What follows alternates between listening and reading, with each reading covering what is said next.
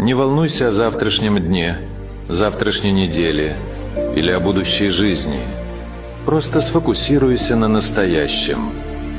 Живи и делай максимум здесь и сейчас.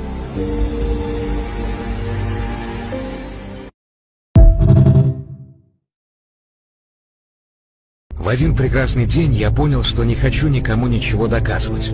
Я снял очки и посмотрел на людей через призму цинизма. Есть те, кто всегда рядом, те, на кого можно всегда положиться, и те, с кем нам не по пути. И любят меня или ненавидят — дело каждого. Главное, что я знаю, ради кого я куплю билеты даже в ад. А кому даже в рай не поднимусь.